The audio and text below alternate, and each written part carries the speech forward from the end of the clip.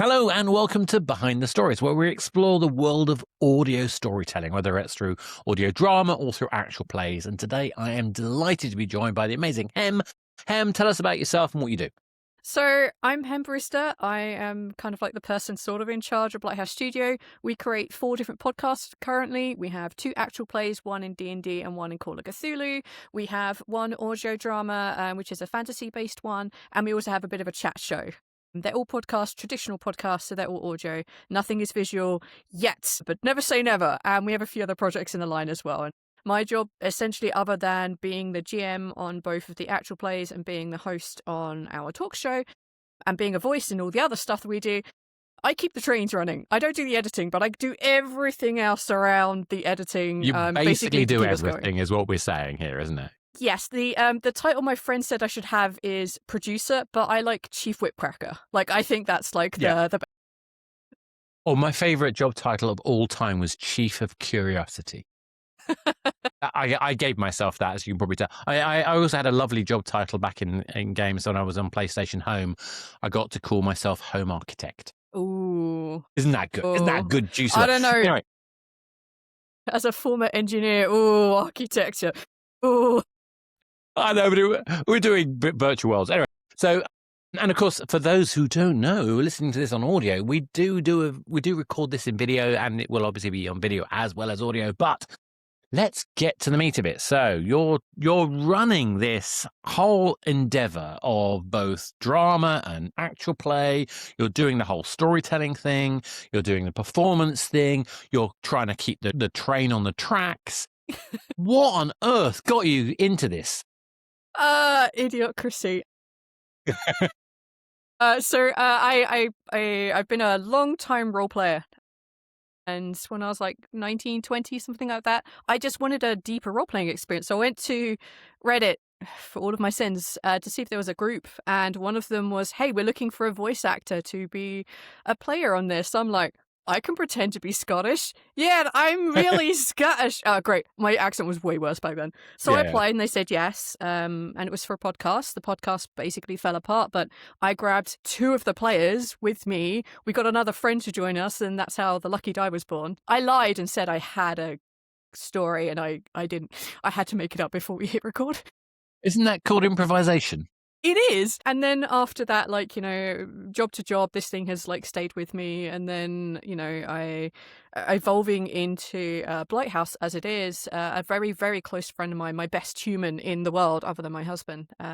They produce and create and write and star in an audio drama called Counterbalance. And we were like, yes, this is great.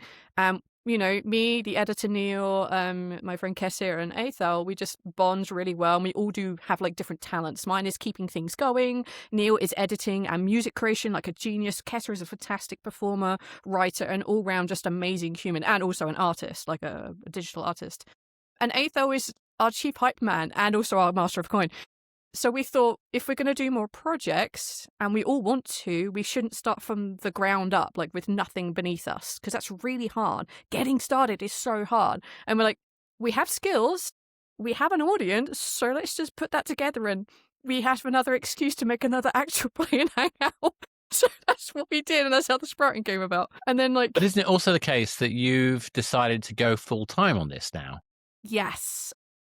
About a year ago, almost exactly, actually, I was like, you know what? I have enough money saved up from my previous jobs.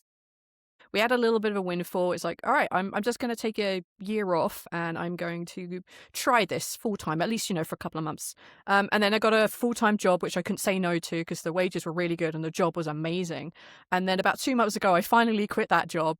And now I'm doing this full time because I love all the stories that we're creating. We have a brilliant momentum going. It really helps to have someone on it 24/7 because other than like all the maintenance jobs, which are things like making sure everything goes up to Patreon on time, making sure that you reply to all the comments, making sure that you have a plan, making sure that you reach out to people for like ad swaps and episode drops and arranging things like meeting cool people and doing interviews and stuff and having guests on. Having someone on that 24/7 not only means you can keep up with the maintenance tasks, but you can actually also grow. And we're at the point where we could grow massively, but we had no one to do it full time. So I was like, again, nothing has changed except I have a little bit more money behind me because I did a full-time job for a while. So we are doing this. Like, I'm just going to give it a shot. And the worst that will happen is I have to stop doing it. So yeah, that's Or basically what you you did. end up having to get a job and still keep doing it, which is another subject. Yeah.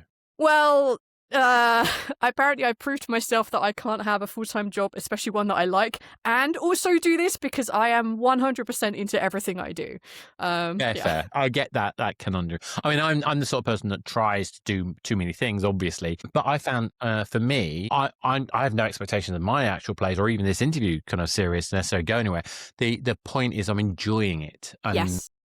I have the luxury where I need a creative output to keep me from going completely bonkers. Yes, that is something that I think you find, especially people who do and create a lot, is that if you don't have that outlook, especially like, you know, I'll just speak for my only myself here, but if I'm not creating, I'm actively more depressed. Yeah, I yeah, need absolutely. the escapism, even if it is like, you know, I mean, the best escapism, obviously, for me is playing and running our games. But the second best one is listening back to the episode and like, ha ha ha, ha, I know what's coming. Yeah, that's the weird thing for me is I'm terrible at listening back to things. I want them to be entertaining and interesting, but it's not I cringe. I'm very self-critical when it comes to hearing myself back, if that makes sense. So, like, how do you deal with like your editing side of that? Like, so, like, for Well, example, yeah, you're I'm in very it, lucky. you can't I've got ignore I've yourself. got a son who is a film. He's film graduate. He is employed by me to do things in when I was publishing in games. He was doing my game trailers, so he's doing all the editing and the production. We're actually he's going to be doing some work for the new company we're building, but also I'm still going to be leveraging his skill set, and he's going to be doing more of the production work that you've just been describing. So putting things up and so on and so forth. I mean, I'm still going to be being the driving force on it all in terms of that, but I need to be able to have somebody who can actually kind of do the day-to-day stuff because frankly, I'm not very good at that bit. I'm That good at the making things happen, not the necessarily doing the actual day job. Yeah. Although I'd planned last year to do what I'm doing now, I'm actually incredibly blessed that I got the job I did because I have learned so much. Because they were a startup, I learned so much about how to just do stuff. And one of the big things I learned from our CEO is that if you can't do the job, get a network of people because they will know more than you. You are not the jack of all trades of 100%. Like, you are not the master of everything. Like, you are going to have people who's good at editing, you have people who are good at writing, you have good people who are good at performing, good people who are so organized that they release or edit and score an episode every week for 4 years without fucking complaint. Okay, a couple of complaints, but that's mostly my fault. Like, you have to have people dedicated like that, and it's not a skill Yeah. set that everyone has, and you No, shouldn't feel bad exactly. that you don't have it. No, That's why no, you have people. I don't feel bad about it at all. No, you shouldn't. I'm very aware of what I'm good and not. But I'm very lucky, as you say, I've got a network. In fact, people who you've played with, Yeah. which I'm glad to say, and people like Lucy, people like Karim, people like Chris Payne, the list goes on. All these fantastic people got me off my bum to do this in the first place, and it's as a result of the conversation that came out, particularly through someone like Karim, who's been, as you know, Karim well, Mhm. he's been involved in the audio drama scene for a long time.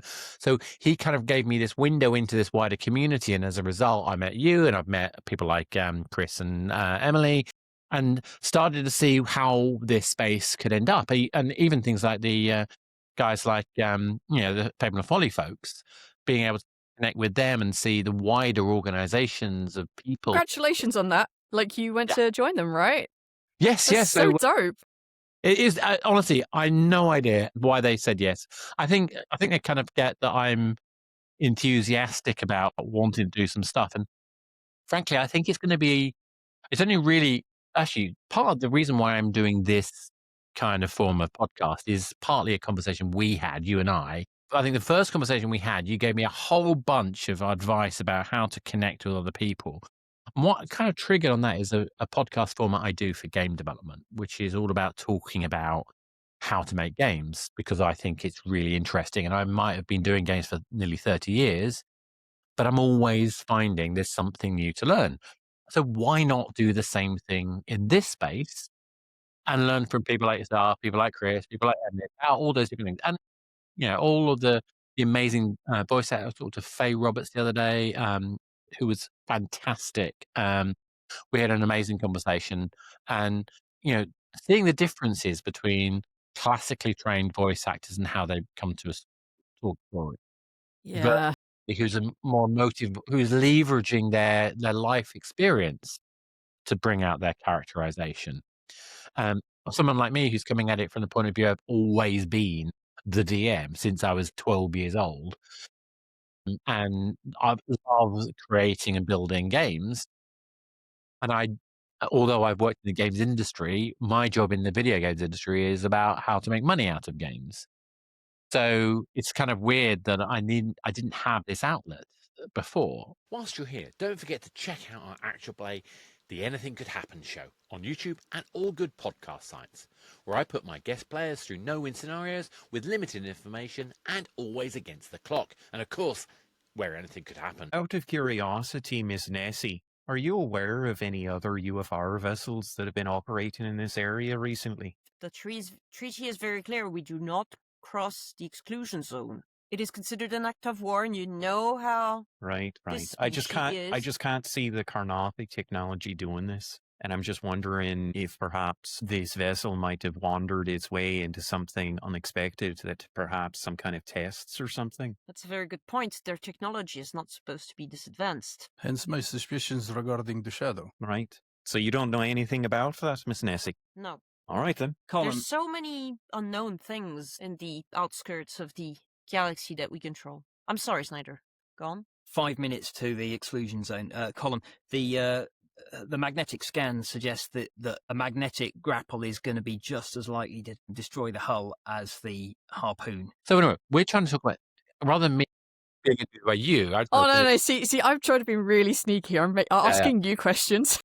Yeah, it's good. It's good a lot. But isn't this the fun of it though? I mean, this Yes. so. I mean, but I think this is the kind of conversation that we love having anyway. I remember when we met up at, I think, Dragon Meet or something. Yeah, it's Dragon Meet last year, I think it was, or the year before. Yeah, in person. But yeah, like it just goes to show that, like, you know, so if people have an idea of like, this is an actual play and it's how it's supposed to be, or here's an audio drama, it's how it's supposed to be, you're supposed to be a voice actor, these are the things you're supposed to do. And the answer is you aren't supposed to do any of these the right way, especially in the weird little niche that we're in, is that, yeah, there are trailblazers, there are people who have set the path, there are people who are like, yes, this is how you do an audio drama, and I will always point to Casey Whalen's A Story of Survival. Like, that's fucking incredible. Like, just out there, amazing. And then you have other people like Caitlin and Travis who come from a completely different direction to it. And then you have like Kessler that I work with, again, a completely different way, and they all have different methods to it. And at the end, they all get out there. Like, the method behind it, like whether you do vocal warm-ups or whether you don't, and I'm very guilty of that, of not doing it ever, how you get to the end result, the audience doesn't really know, and for the most time they only care because they're curious. But there's so many different ways of getting there, and I love that. I love the fact that your journey is different to my journey, and hopefully I'll learn something off of you. Hopefully this is I'll draw it out of you in this interview.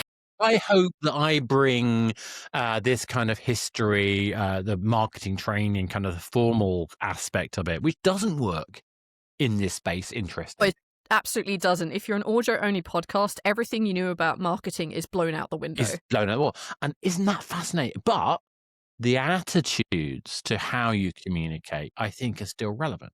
And I think that's the thing I found really interesting, is just being prepared to learn, to adapt, to change. And so let's talk about that. So you're now running these 4 different kind of forms of media. I mean, essentially, 2 forms, but they're kind of 4, I imagine they're 4 different experiences. Yeah, absolutely. Do they have a common audience, or do they have a split audience? Well, they sort of do. So, like, we have our actual plays, right? And both our actual plays are very, very different. So we have one, like, you've experienced it yourself, a different table with like one person different completely changes how that game is run. And it's the same for like how our shows run. Also, one of our shows is a lot more, it's not an audio drama, but it has a lot more of those aspects to it. So like there's ambience, there is like if we are on the scene, there are actually effects on the voice to represent like, hey, like you're outside, so there's like maybe a little bit more echo to it, or you're inside a tiny metal room, there's way more metallic echo. Like our editor's done a fucking phenomenal job on that. And then we have the audio drama, which Kessie basically just absolutely fucking nails at the park, is why it takes so goddamn long to put together.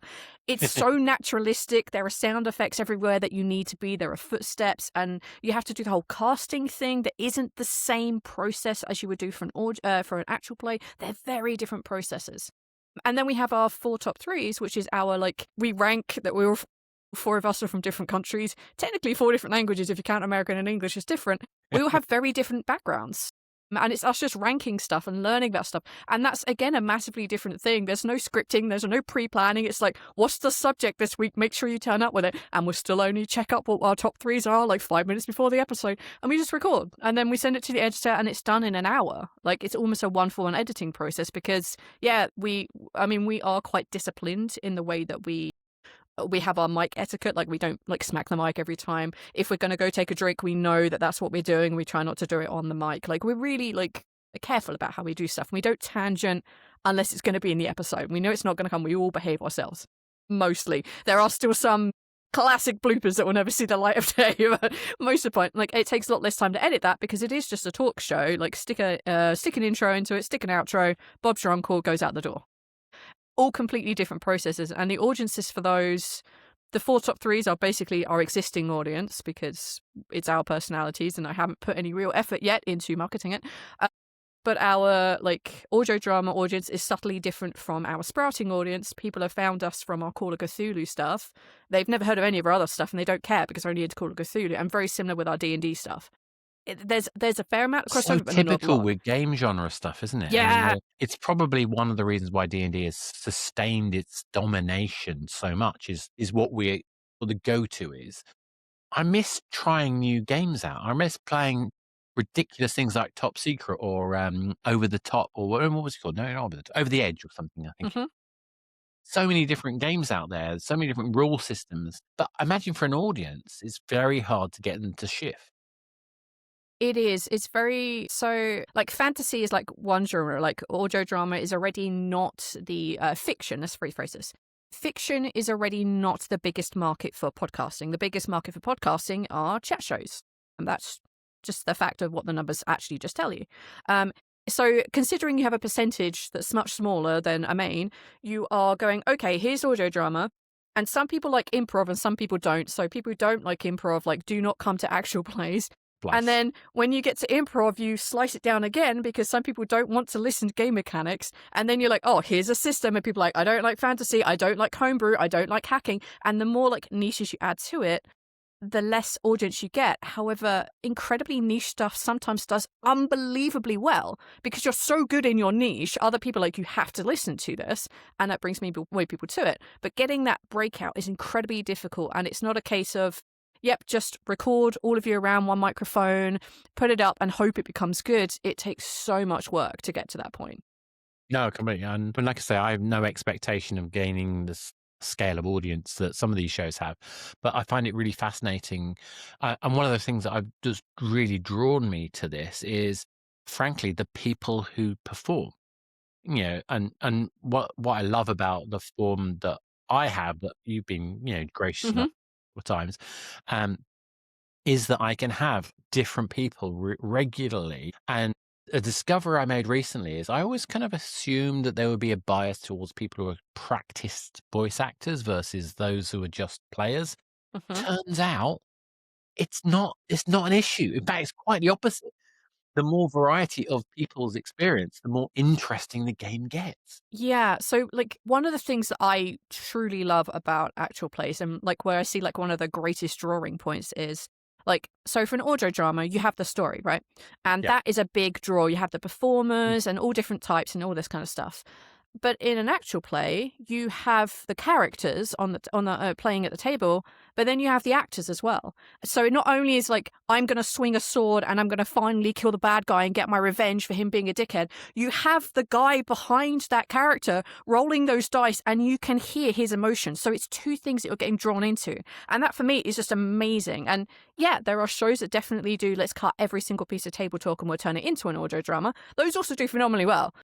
I just love the two-person aspect. And it is a double-edged sword because as a person, if you're playing a character, you can't not play yourself. You can't play a different version of you and a character at the same time. That's fucking insane. So it's a little of a two-edged sword sometimes, but like it's amazing. And I love having a million different people on. I've had voice actors on, like Karim, for example. He played with me. I've had Casey Whalen come play with me. He's never played D&D before in his life, but he knows everything about audio and has made like, amazing podcasts. He had no idea what to do, and he just did it, and it was incredible. I've had people who have no sort of acting training or any of that whatsoever, and they are incredible role players. So it really shows it takes all sorts, and you have a table that's a good mix of that.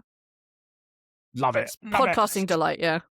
And I think there's something about this whole kind of like ways that we tell stories. So I remember some of the guests I've had have talked about when they're doing streaming and the impact of the live moment where the audience is there and responding as you're about to make that dice roll, and the fundamental change that has on the stake.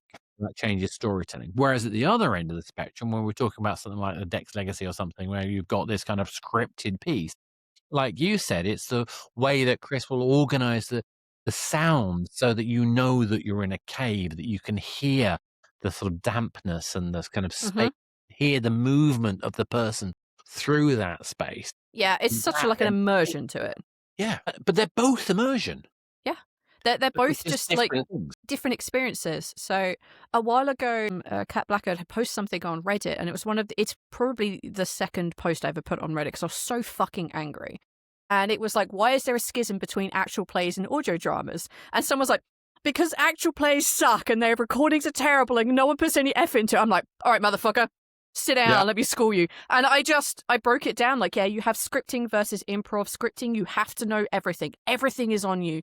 Improvised is a lot more flexible. And people listening know that that's a thing. If you are scripting, you have to know literally everything. You have to research, you know it. But if you're running an improv, you have to have all that information stored in the back of your brain. You have to know your world. Actors, people get up and read a line and you get those deliveries absolutely perfect. But as the writer, those lines have to be there. And that's incredibly difficult to do. And as someone playing a character, you're playing a character. There's no like script for you to follow. It's incredibly difficult. And as for audios, go screw yourself. I listened to like half a dozen podcasts. Like, these do incredible on their actual play. So you know what? Screw you, dude. And the dude was like, okay, I didn't realize how much work went into good ones. I'm like, exactly. There are good audio dramas. And I've heard shockingly bad ones. And there are good actual plays. And I've also heard shockingly bad actual plays. Exactly. So like, it's just a different kettle of fish. And I think, again, I think of them as a spectrum. And the reason I think of a spectrum is because I remember, I'm only an Amdram. I'm not an actor. I'm a performer. I'm not an actor. I stand on stage and interview people. I host events. I'm not somebody who can sustain the same character week in, week out. That being said, I really enjoyed the kind of devising process of creating a performance with other actors. There's something about that process I really love. But I love it because it so takes me to my space as a role player, as an improvising GM. Mm-hmm. I'm thinking about the world, the space, the context, the questions, the implications, the consequences. At that moment, I'm saying that thing. And if you're doing a devised piece, that's a fantastic skill to bring into that process. Mm-hmm. If you're the writer, I think that's also useful, but you're coming at it with space to breathe and time and the mighty eraser that can reset. Yes, when you realize an arc isn't working out, you can scrap it and redo it. You can't do that when you're improvising. You've got to make it work, or you accept the fate of the almighty dice gods and you're like, then that's how it works out. Like, that's just it. But you also know when that arc works out perfectly, my God, does that like make such a difference to it? It's not like I've obviously was scripted, this is what happened. Like, no, this is all down to fate. This is down to that D20 I just rolled that said I naturally killed that motherfucker. Like, there is such an energy to that you cannot fake anywhere else. And I think this is the thing, is like one of the things that we can talk about Game of Thrones and its issues and so on and so forth, but there is something about the brutality of that. Things like the Red Wedding, where a character is snuffed out and a whole line of storytelling is gone. I don't know how he did that or what encouraged him, but I've experienced that as a referee with a whole bunch of plans and then that NPC, that character, that player is dead Yep. because of a dice roll. Yep. And that is the same emotion, but I think squared. Yeah.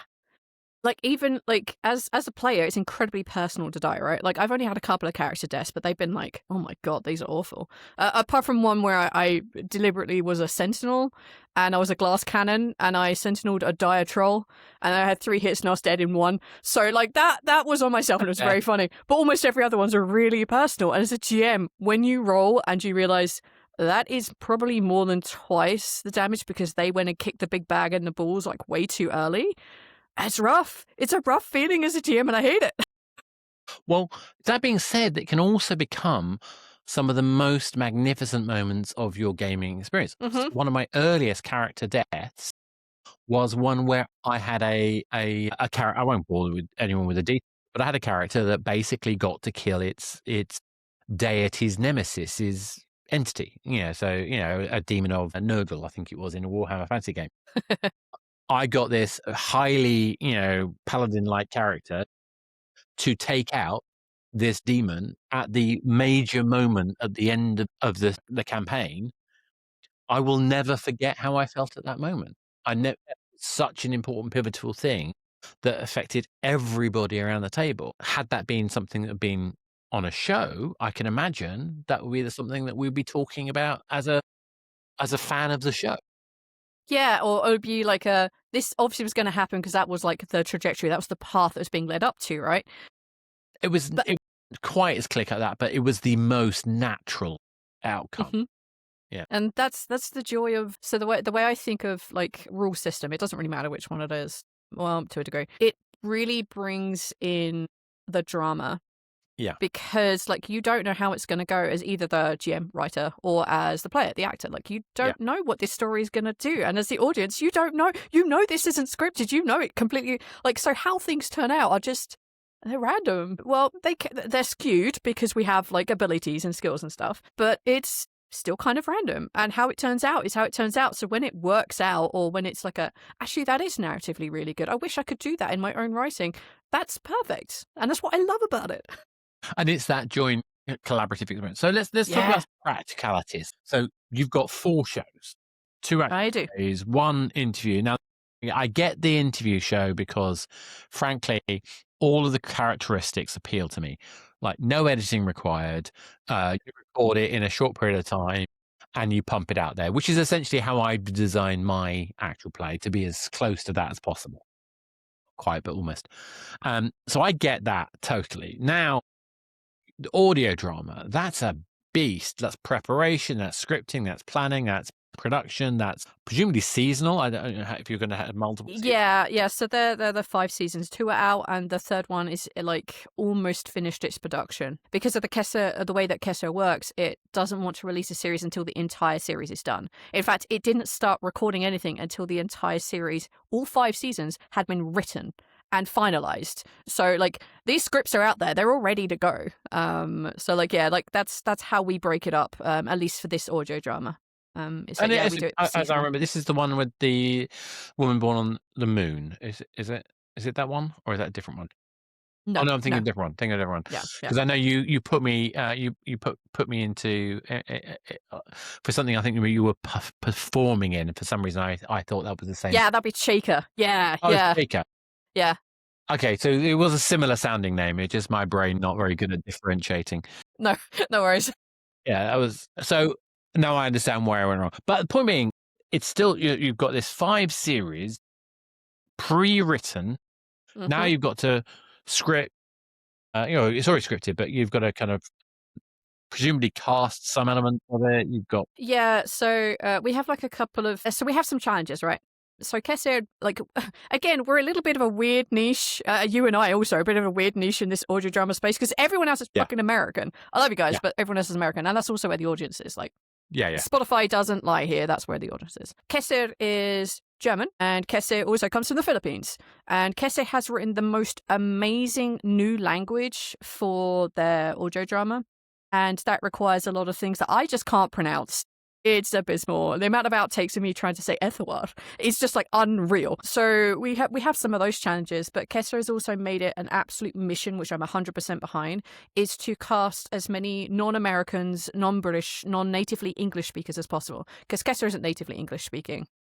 None of the leads are natively English speaking. I mean, Aethel is Icelandic. Carolyn is also German and Filipino. Kesser is, and yeah, like the list goes on. As many as they can possibly find. And I'm like all on board for that. I'm like, yes, Kesser, let's do it. But trying to find voice actors who don't naturally speak English with an English casting call because the script is in English is bloody horrible. But it's doable. It is doable. It's just difficult. And mostly just, we kind of rely on people that we know, people that we have contacts with. Like your voice, want this. We think we can do that. Like, so there's a bit of that too. Well, it's kind of funny because I was having a conversation with a friend of mine. Thomas is French, and he does an actual play. I had no idea. I've known the guy for years, but he does a French language actual play with his friends, his actual, guys he grew up with. And the whole idea of that perspective of somebody who chose to do actual plays as a consequence of they were doing a game anyway, as an excuse to speak your native language regularly when he lives he's been living in England probably 20 years, I'm guessing. So I think that's so it does feel to me like the whole audio drama space is very English language centric. It is. I don't know if that's 100% true, but I think it feels that way. But then again, like you say, that's the lens that we get to see. Diversity is not as bad as in some genres, I would argue. Yeah, because like the barrier to entry is low for podcasting. Either audio only, or if you're also doing video, like like the barrier to entry is incredibly low, which is amazing because we're getting so many incredible voices in, like people you would never hear. And my barrier to entry was the fact I couldn't afford a microphone. That's how poor I was when I first started this trip, like 8 years ago now at this point. I had a headset mic, and the guy that I did the thing for, he helped me buy a microphone because I didn't have one. And there was no way to ever be able to do any of this unless he'd brought that. And a friend of mine, who's a really good friend of mine, I got sent like basically one of these mics, exactly this mic, not this one, but a version of it. I had that as a payment for a season 2 for something else I was doing. Oh, wow. But I didn't have an interface. So another friend I've been hanging out with for bloody years, I flew up to Sweden to hang out with him for like a weekend. And he was like, oh, like you said that you didn't have an interface. Yeah, here's my old interface. Off you go. I'm like, holy shit. Yeah.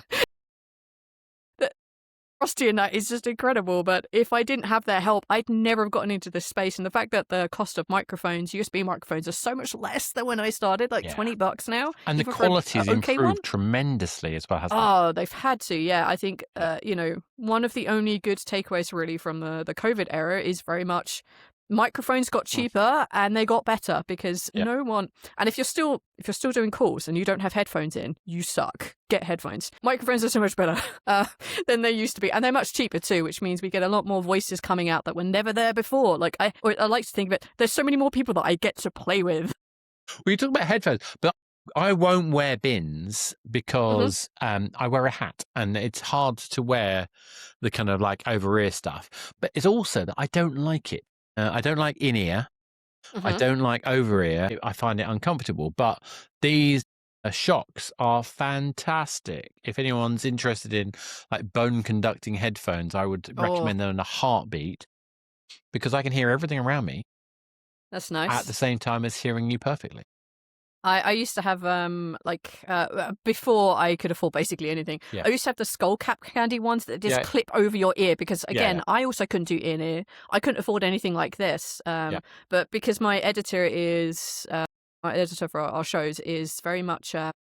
he's an audiophile. He loves all things audios. And he's like, you will have closed back headphones. They will be good or you will not be recording because raw audio, you can't take anything out of raw audio if someone is talking over it. So if I'm talking now and my phone goes off, you can't cut out that phone. You can't cut out the hiss of my water heater as it comes on, nor the sound of the guy doing his lawnmower if I'm talking. You can cut it out if it's not there. So he's like, yeah, if there's an echo and it's coming from your headphones, you are re-recording it. So I don't do that because I speak like 50% of our podcasts, other than Counterbalance. That being said, I have to say I'm very impressed by how good echo cancellation has become, but it does detract from the quality. So it's not usable for, I think, an audio narrative context. But for an interview kind of context, I think we can get away with a lot more. That makes sense. Like, and I think also a lot of it depends on like your processes for creating a show, right? So when we're doing 4 top 3s, we actually record it the same way we record literally everything else. But for example, what we're doing right now is we have Riverside running, which basically captures both our cameras, both of our audios. We can put echo cancellation in it from like individual sides. You can cut bits out if you want to, if I understand. And it does a lot of like this balancing stuff already. And it saves it to the cloud. And then I presume that your son, I'm so sorry for whatever I do and you have to cut out. That can then be edited and used and then uploaded wholesale to like visual platforms and then audio. Exactly. Do you then have to rip the audio from it, or do you? No, or are you well, able it to just upload the whole video? You can choose. I mean, so for example, we had one situation where we've had somebody who had a little echo on their side. We couldn't quite isolate why, and we've had to push out that particular video. Like you say, you just couldn't do it. But most of the time, it's pretty straightforward. And because we're using Riverside and Riverside does syncing, we don't have to have that whole clap thing and all the recording. I don't know if anyone's tried to do multiple audio in, say, Audacity, which is great, but it doesn't quite always align. So a lot of that comes down to settings. Yes, that's true. That's true. So one of the things that we did when we first started recording for like 8 fucking years ago, we were all on Audacity at the time, including the editor. And he was like, these are the settings that you are using. If your hertz are wrong, if your like save speed is incorrect, if your like format is incorrect, it can cause like micro delays, and that scales out when you get to like an hour. Like you notice it like seconds out. So everything that we used to do when we first started was, here's a checklist. Has everybody got fucking room on their goddamn hard drive? Is everybody recording using the correct microphone? Because people have webcams. You do not want that being picked up by Audacity. Like, is everything, all the settings correct? Does anybody have anything on their desk that they can fiddle with and make noise into the microphone? No, be gone with you. I'm not saying a we used word. to have a whole checklist. But I transcribed an episode that had like nothing but someone eating apples, and I wanted to die because I had like the thing where I really hate the sound of people eating. I'm like, I hate everything about this. This is the worst. Oh, so like some of that comes down to that, And like you said earlier, mic discipline does matter. I don't have it myself. I have a terrible tendency. Neither. Classic ADHD boy. I want to sort of interrupt and do everything all at once. I can't stop myself from having a drink because it stops me from focusing if I do it. Sorry, it helps me focus if I do it. Anyway. But what we're saying here is that there's a whole bunch of preparations that are common across all the different formats. But I think what we're also saying is that some formats lend themselves to more slapdash kind of approaches to things. I don't mean that badly. I mean that kind of like a lot more forgiving than others. Using a process that suits the workflow. So, for example, like how we do our interview, our talk show, basically. We all open up Reaper. We hit record. We're also all on Discord. And then I do the traditional countdown, everybody on clap, 3, 2, 1, clap. And then everybody claps, and our editor, the poor bastard, has to line it up. But that helps to account for lag. That's just what that is. And then we record it. We save it as a WAV file in the correct hertz. Otherwise, Neil will kill us. We send it. He puts it all together. He uses his program to basically automatically cut out silences. He has a fade in and a fade out on the end. All these things are just macroed in. He just has like the button. He leaves it running. He'll listen through it at least once, cut out stuff that he's embarrassed by or things that make him not sound funny. That's our running gag with him. And then he sends it to me. I record the outro as an extra thing. I put it on the end, save it as MP3 and upload it to Spotify or to our hosting platform of choice, basically. And that's our process. But for something that's just like us, like this, that is too much work. Way too much work. work. You do not need to do that to get the same outputs, to get the same thing.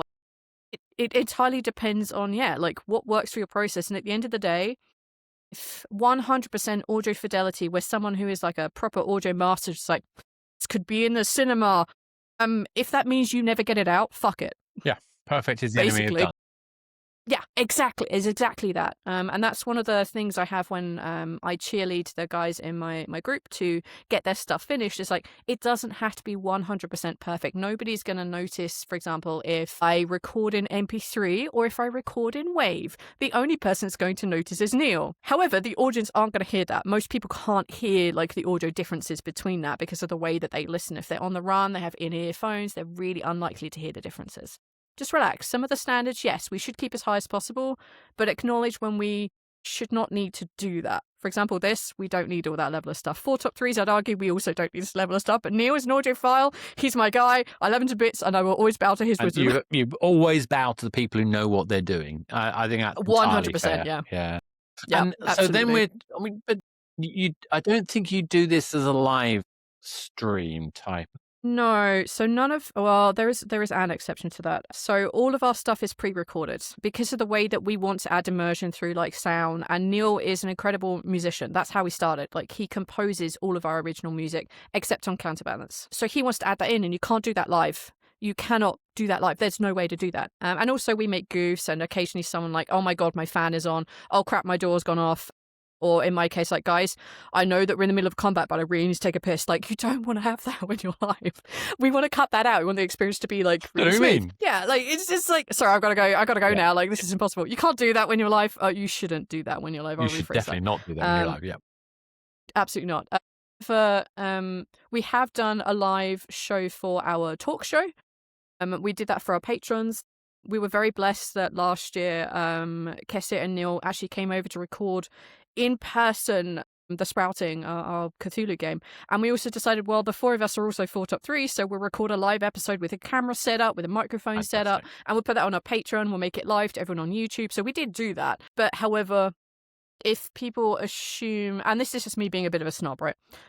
If you assume that YouTube and your audio-only audience are the same, you're incredibly wrong. Oh, yes. If you're putting something on YouTube, it needs to be made for YouTube, right? Or it needs to be made for streaming. So it needs to be visual, there needs to be something about it, and there needs to be, and if you're doing it live, some form of interaction, unless that's kind of part of your shows that you just don't do that. However, ripping the audio from your YouTube is not always good enough for someone who's listening. So if you're a very visual person and you have like, oh, here's my beautiful map, isn't it amazing? I'm going to move 3 feet to the left. That means nothing to someone who can only hear it. And yeah, like the audio quality, if you just rip it straight from a YouTube and there's 3 different microphones coming in, they're all different temperatures, it doesn't sound good. So if you're going to do it for an audio, think about your audio audience and like give them respect too. It shouldn't be an afterthought, the same as if you're doing your, like, for example, we're going to be doing an actual play, which is like more one-shots and is going to be on YouTube and on Twitch. We have to think about what that looks and sounds like. So it can't just be we're just going to hit record on Discord and then we're going to walk away. Like, no, if you want it to do really well, like anything else, you have to put effort into it. And that's the same for any visual stuff. So you can't just rip one from the other and hope for the best. You can craft your style, which is what I'm trying to do, which is I create the experience.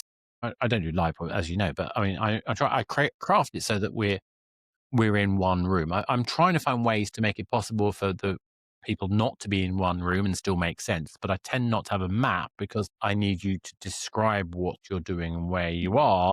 Yep. The very reason you're saying that. And I think so. It is possible if you start from the premise this is going to be audio only at some point, but having visuals of the people doing the audio only thing can attract a different audience who want a different thing.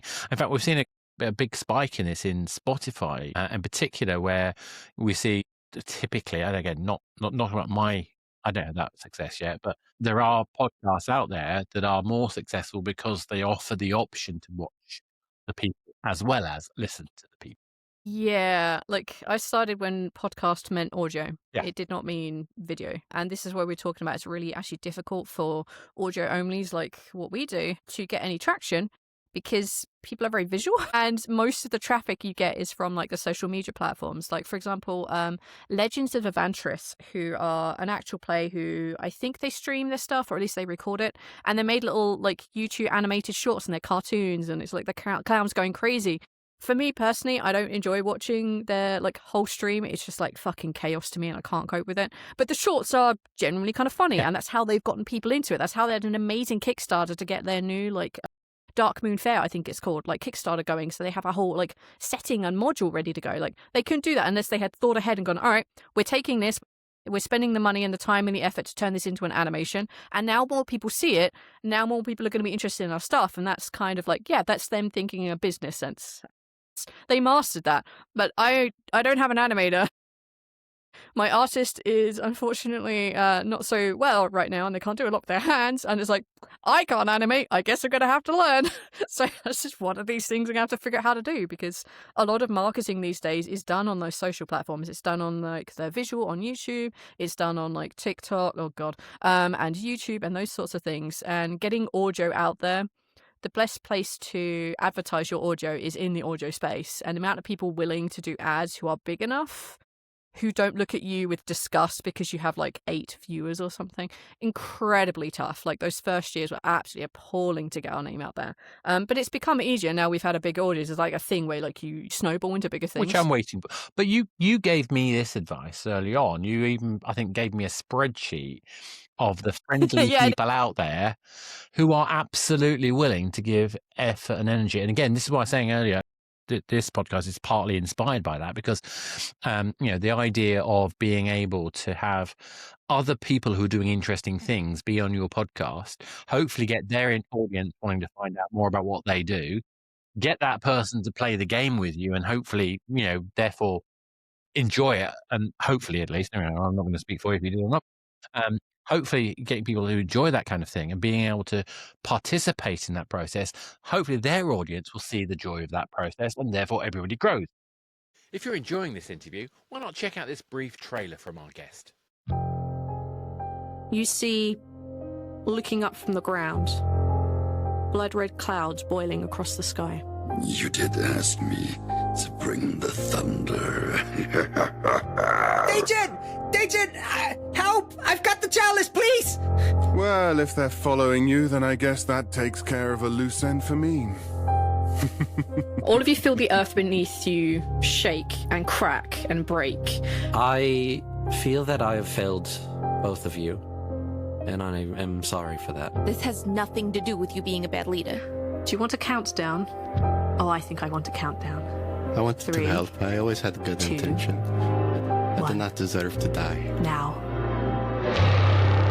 The Lucky Die podcast is a weekly 5e Dungeons & Dragons actual play podcast. Join our adventure every Monday wherever you download podcasts by searching for The Lucky Die. Yep, it's a rising tide lifts all boats. It's very much that. Like, again, we were very blessed with the Lucky Die after our former thing, like basically crashed and burned, and the guy was an absolute huge tool.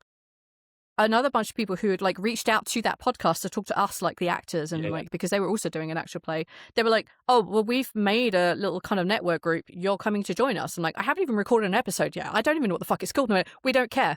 Love it. We believe in you. And we were very lucky that they kind of like brought us on board, and we got a little bit of skill set from then. I was very lucky that a few people took a lot of pity on me and on us and did ad swaps with us when we were small, or did shout outs. And it's basically now my mission. Like, I don't care what size a podcast is. If someone wants to do an ad swap and they reach out to me, I'm like, I'll fucking arrange it, boys. Let's fucking go. Like, it's my mission to give almost every unique episode we have a shout out to another podcast. If they have an audio trailer that's like 60 seconds long, I'm there. I'll put it in. I'll give you like a brief rundown, and I'll be like, yeah, go just listen to the show. Here it is. And it's baked in, so it never disappears. And that's just me giving back to everyone who was kind to me when I started, even the tool that bought my microphone. It's just, I think it's important. Like, this community that we have, not just around actual play, like even the audio drama guys are incredible. Like, I use them a lot to replace my voices because there's only so many dude voices that I can do. I've quite a high register, you may have noticed. I can't do a lot of the deeper stuff. I just sound like a very poor version of either David or Karim. I'm like, these deserve David or Karim, so I'll fucking ask them. Yeah, exactly. Like, they're incredibly like happy to do that. Capable anyway. It's ridiculous. Karim. Yeah, exactly. I mean, you know this. Karim is an incredible role player as well. Yeah, he is. Like, I sent him a message like, hey, do you want to come, like, hey, I know that this might be like a big time sync thing, and I don't want to bother you or anything, but like, would you like maybe perhaps consider coming to like play a guest role? It'll probably only be a couple of hours. And like 10 seconds later, he's like, I mean, no questions asked. I'm like, what the fuck, man? I mean, he's busy now, though. I mean, he's obviously got a day job. Yeah. Well, good for him. You mentioned that, and again, I tend to talk a lot about Karim in this context because I'm quite inspired by kind of how, because I knew him back in the day as a fellow attendee of game conferences, and being able to keep in contact with him, not as much as I'd like, but still to this day. The kind of the growth that he's had, the kind of the range of performances that he's been able to do, the games he's been in, the audio dramas are fantastic. But there's that ability to still want to go out and connect other people, which you share, which a lot of the folks that we talk to seem to really want to do, and that's why I think I've loved diving into this little pool of people, because it reminds me of when I got started doing the original mobile game before it was Apple, when we were doing, Java games. It was no one believed this was a thing that could be a thing. And I don't think the analogy is perfect, because I don't think that audio drama is going to suddenly become the biggest thing in storytelling. I'm not suggesting that. But there's something hearty and powerful about it. And I think it has the potential to grow, because that ability to be able to tell stories when I'm doing, to listen to stories when I'm doing something else. Yep. Is mad. Like you should not be watching movies while you're driving. Like, and if you're listening to a movie, you don't get the same experience. It's a package. Right? Whereas like audio, especially if it's like has audio in mind when it's like being recorded or written or however you want to produce it, it can reach so much more. Like there are so many folks that that I know that were like, in our Discord, it's just like, oh yeah, I listen to it when I'm doing the dishes. I listen to your shows when I'm walking the dog. I listen to my shows when I'm driving really long commutes. And I drive long commutes every other week, so I just listen then. We've had truck drivers say like, yeah, I just listen to I binge your entire thing and I wait for whenever the episode comes out because I have to do that. I have to listen. And it's like it's such an incredible way to like connect with people, because you can do it whenever. And I have a very good friend of mine, and I do not understand why she listens to our show as much as she does. She's even on it, for Christ's sake. But like the lovely Corinne, she's like, yeah, I've listened to this like 4 times now. I'm like, it's not even finished, Corinne. What are you doing? You've listened to more than I have, and I've listened to it a lot for quality control purposes and for getting out there and re-listening over to check on stuff I've had. And like other people, like I have it playing when I go to sleep. It's a comfort thing. And like, this is incredible. Like it's such a, and it may never be the next biggest thing. I think the next biggest thing for storytelling will probably be video games when they pull their thumb up their ass and stop being weird. I'm not saying that's gonna be the next one. If you're going there, I'm going to tell you my prediction. It's when live ops games start realizing this so that's when we're going to see a massive change, where you stop thinking about the kind of the single linear narrative and start thinking about what the storytelling that we as players and what the world is doing and how that continues to evolve. That's when we start seeing something really genuinely magical coming out of storytelling. Anyway, I won't bore you with my theses on games. Wrong podcast. So I'll jump on the other one, right? And then we'll talk about our philosophies on video games. Exactly. I have plenty of scope to talk about video games. Let's kind of sum it up. So, like I say, you were very kind of gave me a whole bunch of really useful pieces. By the way, I still haven't worked on the spreadsheet yet because I decided to do this, and it's taken me a bit longer to get together than I had intended. But the idea of for me, my strategy is I'm going to invite anyone and everyone to come and enjoy, hopefully, my actual play, because more people we get playing, more different audiences. If I can create a space where you can discover a new performer and then discover what else they do, that's your rising ship. So if I can interview them, talk about that, I can learn more about how to make this stuff. And I think that's interesting. Hopefully it's interesting for people to listen to as well. But, these are all things that come out of that kind of conversation that we originally had, which I thought was really interesting. It's not just about the net, it's about the authenticity. Yeah. And we have that advantage in actual plays, especially or in interview things like this, because you can't not be yourself, right? And if you are a tool, people are going to pick that up very, very quickly. Apparently so. And it would be disingenuous. Yeah, you get a good microphone. You learn that, like you learn that, like how disingenuous someone is. You learn like how their methods, their abuse cycles that go through. Like I will pick this person now, and then I'll never speak to them again, or I'll cut them. Like whatever it is, like you learn that stuff really quickly. Yeah, I think sharing information. So, like, one of the hardest things that people think when folks come in to create like a new show, I usually send hey, this is a quick guide to podcasting. It basically goes through some logistics, and there are things I haven't put on there. And my scope in now being full time is to make that actually way more comprehensive, because having spent some time prepping to be full time, then actually at a job that does this kind of stuff, I have a similar job. And now doing this on my own, there are like three really like distinct things to know about podcasting. One is the logistics, right? So it's like how to record, who you get, why you should do it, what you should be paying, credits, all of that stuff. Then you have your networking. Your networking is where you're going to get most of your opportunities, right? And you have to work at networking, unfortunately. Yeah. You can't just send an email and hope for this. No, true partnerships, true friendships and that kind of stuff, they really make a difference. We've talked a lot and we've been on lots of things, which is great. Yeah. And it's exactly the sort of thing we should be doing, right? And it's so networking is in really... itself. It would be a means to its own end anyway. Yeah. And then if you want to, for like us, we're trying to take it like more seriously, and I need to figure out how to make money on it to pay the editor for a kickoff, because he gets a disgusting low amount of money for what he does and he should be paid way more, is marketing.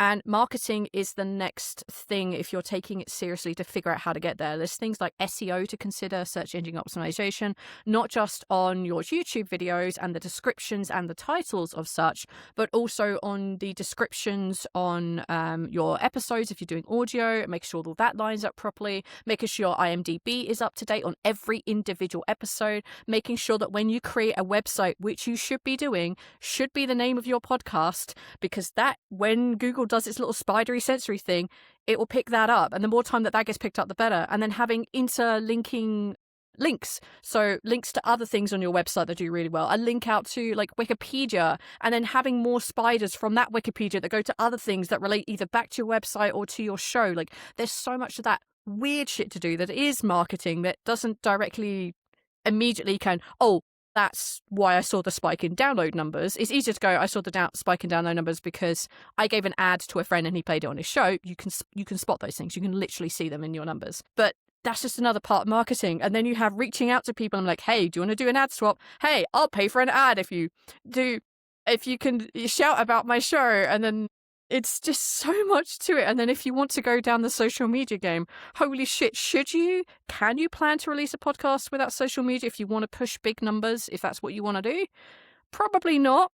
But then also maybe, because nobody goes from Facebook to a podcast. No, but they go from another podcast to a podcast. And for example, trying to get traction on Instagram, the algorithm has been specifically jinxed to prevent new people. I mean, not necessarily intentionally for that purpose, but intentionally because of other reasons, I'm sure. But still, doesn't help people trying to do new things. It's really difficult to get discovered, and usually to get discovered, you have to have already a big audience. It's like saying, oh yes, my podcast did amazingly the first time I made it. Yeah, you've worked with incredibly famous people for a very long time, and they're all involved in this project, and it's not your voice in it; it's somebody else's voice as the main character. Well, yeah, of course it's going to do well. They already have a built-in audience that comes with them because it's very similar to what they're doing. You have a big network behind you because, like, those overnight successes are incredibly rare, and they're not really rare. They're worked for. It's the classic line. Either because you have a network or... Yeah, the classic line, an overnight success that took 10 years in the making. Exactly that. But the same thing happens in games. It's just that we get the advantage where a game can use paid user acquisition, specifically in mobile, although to a certain extent also in PC gaming, to be able to find an audience. But you're not going to sustain the audience if you don't build a community. It's just irrelevant otherwise. Yes. And again, that is another one of those, like if you have an audio drama and you do it as a series, so you do like 6 months of the year, for example, you have another 6 months of the year where you're not actively bring anything out for someone to talk about in your community, and your community will naturally dive down. And after season 1, you see the same after episode 1, episode 2, you'll see an audience drop off, and that's just nature. if they're not talking actively all the time, they tend to miss that the episode has come out, and then they'll just forget about it and you'll never see their listener again. The advantage for us is that we have 4 shows under one umbrella, under one Discord, under one Reddit thing of like, they're always talking about an episode that's come out is either from the Lucky Die, which is every other week, the Sprouting, which is once a month, which will be going every other week at some point. And then we have the 4 top 3s, which comes out at the moment whenever we can fucking do it. It's just like, we can't do it right now. My life has been insane. With Counterbalance, it comes out when it comes out. So, like, we're lucky in that we've built that community up from the ground, and it has been like 7 or 8 years in the And making. you've got momentum. And to me, I think Yes. the key thing, and I say this in games as well, which is it's predictability that matters. The moment that you're no longer trusted because the predictability has been lost is when you start losing your community, I think. You absolutely have to earn fuck-ups, right? So one of the things that I like, because I dipped my toe into Twitch for a little bit, like it was like, actually, I don't think I'm okay with this. I just can't be asked, and you need to be asked if you're doing Twitch, right? It is, you need to be predictable. You need to have a schedule, and you have to stick to it. If you don't, you will eventually lose out. Like if you just actually end up doing it, maybe they'll be on, maybe they won't. And it's the same in like if you're releasing episodes or podcasts or however you want to do that. We spent 4 years without only missing once. And that was because we're like, hey guys, we put a little news episode out like, hey, we're going to miss this episode because like we had a failure in something and Neil's house is without power. We can't edit. I think it was something along those. I can't remember, but it was a one-off thing. To that, you've explained it. You haven't just ignored it. You said, "Oh, we got a problem. Please bear with us." You know that happens. It happens, but you can't do it every other week because people won't trust that. We were very lucky that we had built up such a fan base that when basically, because I didn't work on anything Blighthouse for about 9 months, probably because of my job, because that was like 16-hour days for almost like 3 months straight.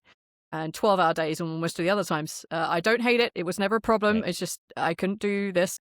We earned that enough of a break. Like we still had some episodes coming out mostly frequently. And then when I got sick, I was like, hey, I'm sick and we can't do anything. And this is all my fault. I'm so sorry. Everyone's like, you chill. We got you. So You've been great so far. You know what? You earned a break. How long? And you were ill afterwards. I'm so shocked.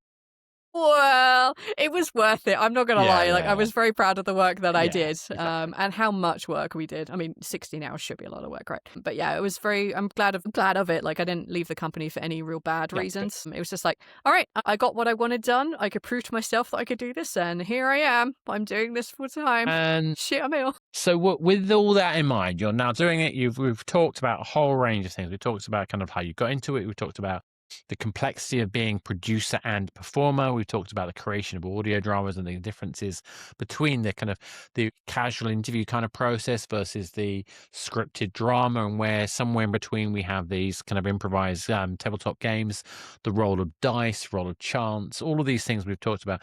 We've also talked about production, the importance of microphone discipline, about structure, consistency, and getting things out, but also how to build audiences through connecting the network of other performers, and obviously, you know, the influence that you can have by, you know, showing care, interest, and support for other people, which I think pays dividends personally, but also pays dividends literally in the sense of your audience and their audience grow mutually, which I think is fantastic.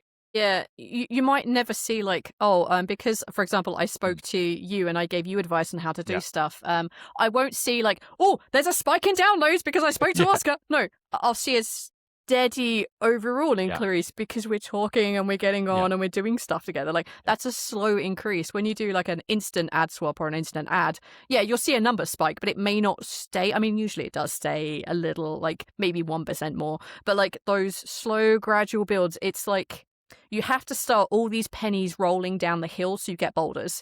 But if you only shove one down and you're like, see, I'm out, bro, it's not going to be a huge boulder. It's lots of pebbles coming down and they will kill you, trust me, the same as one big boulder. And in my head, this is an 18-month, 2-year journey before it starts. Yeah. I mean, that's the way I'm looking at it. And, you know, I'm lucky I managed to find lots of people who are interested in talking about the topic, people who are interested in playing games. And also, frankly, I found a whole bunch of really interesting things to listen to. If nothing else, that to me has been fantastic. Yep. So as we wrap up, because we're over the hour, let's, what's the sort of one piece of advice you'd give to somebody wanting to start this now? Decide what your metric for success is. If your measure for success is that you are going to earn enough so that you and the 3 people at the table and the editor can all basically stop working your 9 to 5, make that your metric for success and aim for it, and understand that that comes with a shit ton of work. Understand that if your goal is this, understand how to get there, and if you're willing to do it. And if you're not, accept that you're not and just bring your measure of success down a little bit. It's totally fine to do that. I spoke to one of my players when we had like our mid-season break, and I was like, hey, everyone, like, what's your measure of success? And some people are like, I want to see 1 million downloads. I'm like, yeah, that is a measure of success, but that will happen if you let your show run 1 million years. So it is a measure of success, but it is also just like a weird measure of success. And someone else was like, I want to see someone cosplay my character. Now that is a measure of success I could get fucking behind. And shockingly, about 3 months later, it happens. Someone, in just 3 months, a group of we hadn't exactly aimed for it. It just kind of happens. But like we had like a LARPing part of our Discord. People are really into it, and people flew from 3 different countries to make this photo shoot happen. It was the character that the player's character that they wanted, that player's character's wife, which I always play, and someone who came out to do photography, and it was fucking incredible. I was sitting there almost crying my eyes out on how like amazing this thing had come together. So it's like that is a measure of success for me right now, because I'm a business sense. My measure of success has to be paying my editor as a goddamn minimum of paying an actual real wage, and not a, hey, we are working towards this kind of wage. We're all making sacrifices to make this happen, and that's what we want to do. But on the creative side, I just want to finish the goddamn story and have people stop telling me I don't know the rules. I'm like, I fucking know. I just want to finish. I totally feel that. What I loved about that in particular, though, is that sense, because by the way, when I'm trying to teach people how to make games, that's the first thing I say to them as well. What does success look like? It's the same question. Because as you say, it dictates so many other decisions, and it's a number. Yep. It's essentially, whatever it is, there's a KPI, a key performance indicator, about what that says. And, if we don't know how we're going to measure our decision, how do we know what's the right thing to do? Yep. Like for us, like, because we wanted to be able to, like, when we first like started, all we wanted to do was earn enough from Patreon so we could pay our hosting fees. Like, Neil was paying that out of his own goddamn pocket, and I was doing a bunch of extra stuff out of my own free time, and I'm kind of still technically doing that. But that was our like measure of success, and that meant we had to start a Patreon. We wanted to pay that off, so Neil wasn't paying it himself, so we had to start a Patreon. That made us make that decision, and because of that, we had to go, oh, okay, so what's going to make people come to our Patreon? I guess maybe a Patreon-funded series? And my God, was that a mistake? Oops. I mean, we have another story, and I love this goddamn story, but like, this is a bad idea, guys. I don't have time for this. I was doing a full-time job and running 2 shows, basically, within one. It was a lot. But now that we're going more business sense, I'm like, okay, so we have to figure out how to break stuff down properly. We have to figure out marketing. We have to figure out revenue streams and not just one. Where do we put ads? What kind of ads do we accept? Where can we be flexible on our creative decision of not having ads in the middle of our show? Our flexibility is non-existent. We still won't put it in there, business or not, but that's the decision we're making. All these things, like, they do change what you want to do with stuff. I mean, so it's important to know what you want to do. The ad thing I think is really important, because it depends on how you look at what an ad is doing and how your show is constructed. I can see a reason why you'd put an ad in the middle, or maybe the first third, second third of the process, where that is a timed break that allows the audience to be able to have that emotional build up and tension, have a moment of restoration, and then get into the rest of the story. That can editorially be useful, but not every show is going to make that work. Not every show can make that work. For us, like, I've done a couple of like one-on-one episodes where it's like the characters we split the party. Don't ever do that. We split, especially if you're doing an audio drama, because holy shit. It's like you split the party and you do a one-on-one episode with someone, and I ended up doing the entire episode is one scene. It's an hour and a half of me and this dude, and there's nowhere to put an ad break in that. And unfortunately, if you are just like, yep, I'm doing this to make money, mid-rolls are exactly where you get your money. Nobody pays for a first roll. Nobody really pays for a post. Nobody pays for a post roll. So like, you just have to make that decision on what you want to do. And sometimes it works and sometimes it doesn't. Sometimes you don't want your art broken up by ads. And that's a very valid choice. That is my choice. That's our team's choice. Like, no, we won't do that. We'll put the beginning, we'll put them at the end, give me $1 and you don't get any of that shit. Like, But that's the decision we've made on that, and that's our hard creative brain saying we will not compromise on this one thing, but everything else is down to business. And like you say, it's knowing what you're there to do and why. Massively. One of the other questions I think is really useful is what level of risk are you willing to take? And it's particularly important when you've got a group of founders who are doing this thing, because it's actually quite important for you to know how far someone can actually go. So how long can they commit to doing this thing? If it's okay if they can't, but you need to be able to know that so you can help them through that process. Yeah, for me, as like the kind of chief whipcracker, I have a very good sense of what people want to do, right? So they want to be a part of it. They want to be able to help with marketing. They want to be able to release like bloopers every other week. They want to be able to create this new show. But my other question, other than like, hey, what success are you looking for here? We all know our mission statement now. We don't need to ask that question for us at least anymore. But the question it asks is like, how much time can you put into this? Like, because, and also if you aren't a person who is, I think we've discussed this before or in this, of like, there are people around you who can do that dedicated every day. There is a post going out. Everything is being uploaded. All of the credits are in the right place. Some people just can't do that. They're incredible at making blooper reels, but they don't have they don't have the mental space or the spoons to do that. And I have friends who want to do marketing. They literally just don't have the time. Like, they have so many other projects going on. And all I need to know is someone producing it is like, where do I need to pick up the slack? That's all I care about. Because at the end of the day, the stories that we're telling, I wouldn't put any effort into telling them if I didn't think they were worth it. And I think they're all worth it. I am like the biggest cheerleader of the people that I work with, because I'm like, I want you to succeed. This script you made, yeah, like the script you made is bloody amazing. And if you tell me, I actually can't do anything other than write this script, I'm like, I got you, boy. This story's too good not to tell. And I'm just there to, at the moment, help and guide and get him through the process of getting everything from the script right up to like actually putting it out and teaching him what the marketing part is and like how we plan all these things. And if at any point he's like, I'm not sure I can, or I don't really have the time for this, but I want to finish it, I'm like, then I've got you. If you trust me, I've got this. Because that's my job. And because I care about them and I want them to succeed. Like this, and I'm not kidding, the script this guy has written it's not my taste, but it is based on isekai, but it is fucking amazing. Love it.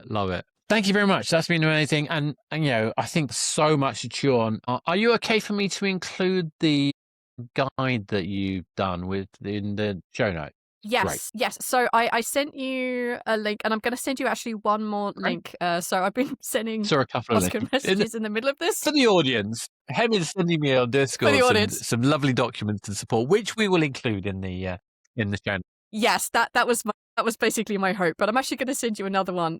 And it's a link to actually something by Fable and Folly. It is the how to market your podcast. Nice. It's amazing. It is Sean who basically spent way too much money on advertising to figure out what actually works from like a data standpoint for marketing your podcast. Like what actually gets you the download numbers. Because, for example, if you do a giveaway and I've experienced this, you do a giveaway on like X or Twitter as it was, and you're like, hey, if you follow, subscribe, and you do this and you do that, you can get a free poster or a free dice. People will sign up, they'll follow your like social media channel, but it doesn't convert into downloads. And from downloads are where you convert into paying customers if that you want, or it's how you get ad revenue if your podcast has ad insertion put in on top of it. It's that funnel thing, right? Like at what point do they fall out of the funnel, and how far into the funnel can you get them before they're yours? Oh yeah, talking my language there. So like yeah. The job I just did. I learned all these weird things. I'm like, that's incredible. So yeah, like he goes through it. He breaks down like all the paid for stuff and a lot of the unpaid for stuff. So like whether Facebook ads actually work, whether doing an ad swap actually works, when you should be doing this, that, and the other, how long they should be. It's incredible. And I send this to basically anyone who ever asked me about podcasting and how to market. I'm like, this is the shit, and it's from your network right now. I'm grateful to be part of. And the irony is, I haven't actually gone through that document yet because I've been so tied up with my day job. I know. I am putting that link in there, and that's your homework before I meet you again, is to read through this. It's amazing. I am it's classic shoemaker's children problem. I am a trained marketeer, and I live and breathe this stuff in the video game space, and yet And yet, anyway, on that note, And Hem, yes. it's been absolute delight as always chatting. It has been great chatting with you, and we need to do We'll- something like we this need to more find- often because we'll find I an love excuse talking to do about more of this. this stuff. But in the meantime, Yes. hopefully you guys out there have enjoyed this. Please like, subscribe, share, follow. Go check out the amazing content that Hem is producing. We'll put links into the show notes. Hopefully I'll get Hem to give me a little kind of 30-second snippet we can put in as well to do a bit of promotion in this thread. But the key thing is that, there's so much going on in the audio drama space. There's so many ways of telling amazing stories. There are so many talented people expressing new, creative, different perspectives. We don't just have to listen to the same old stories that are available on conventional media. We have the opportunity to explore these dynamic, these improvised, these emotional moments of consequence that can be derived from a roll of a dice or the script written by a quill. Well, maybe not a quill, but you know where I'm going. At some point, it definitely has to transition over to Google Docs, At right? some point, it goes over to Google. But on that note, thank you very much for listening. Please like, subscribe, share, and all that kind of stuff. And we'll be back next time where we talk to more people about the amazing process of making audio stories together.